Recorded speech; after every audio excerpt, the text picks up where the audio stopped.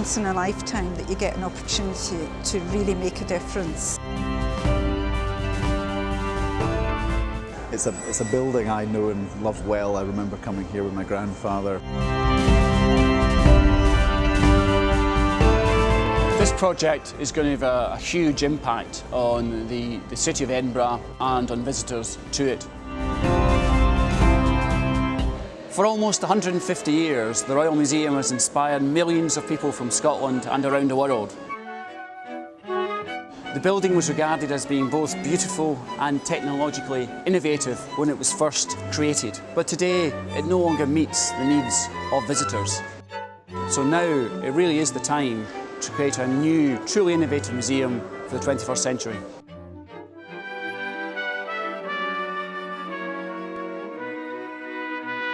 Tray by tray, box by box, object by object, we moved the collections out. Everything from a tiny insect through to an African elephant. We've actually moved just under 1 million objects and specimens. We worked from April 2007 to September 2008. We estimate, amongst other things, that we've used around about 5 miles worth of bubble wrap.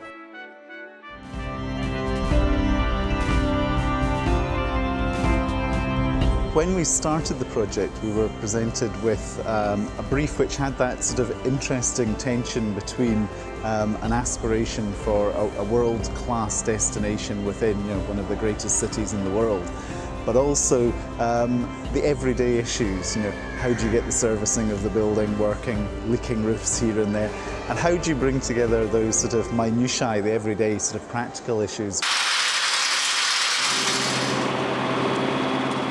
One of the major architectural moves of the project is to open up what's currently called the basement.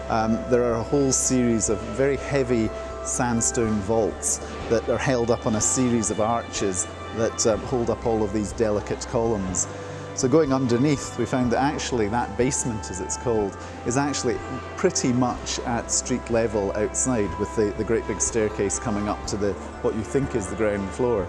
So one of the main moves is to actually open up new entrances either side of that staircase off this new piazza outside the building, so that people can come directly, the pavement can flow into the building, into this new arrivals hall.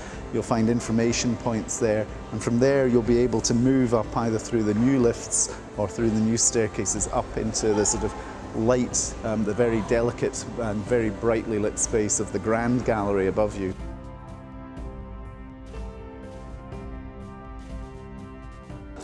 When visitors arrive at the museum in 2011, they'll be amazed at the transformation. They'll find it easier to get around the building. Behind the wall of wonder, they'll find 16 new galleries to explore.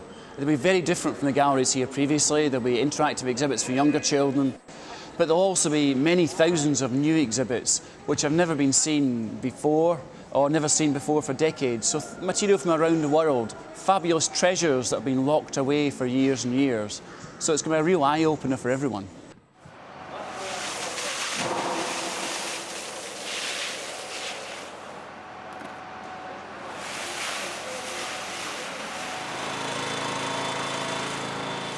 The overall concept behind new galleries is that they're really divided into themes, and these themes really start from the strengths of the collections. The whole range of material is very unusual, but it's really, at the end of the day, the story of a nation and its relations with the rest of the world. One of the things I would be very keen, and I'm hopeful that people will take away once the building has been reopened, is that they've come away saying, gosh, I've discovered an area of the building I didn't even know existed, and there were bits of the collection I didn't know existed. It's going to be great to get the public back in. There's a real love, particularly of the main hall, the Grand Gallery, and the opportunity to really see our collections in the city centre is fantastic. We anticipate attracting more people from outside the UK, and really because of that we really feel that we'll be able to have a much stronger impact in helping promote Edinburgh and Scotland as a whole to the rest of the world. It's about helping people to understand what is their legacy and to help them to appreciate it for the generations to come.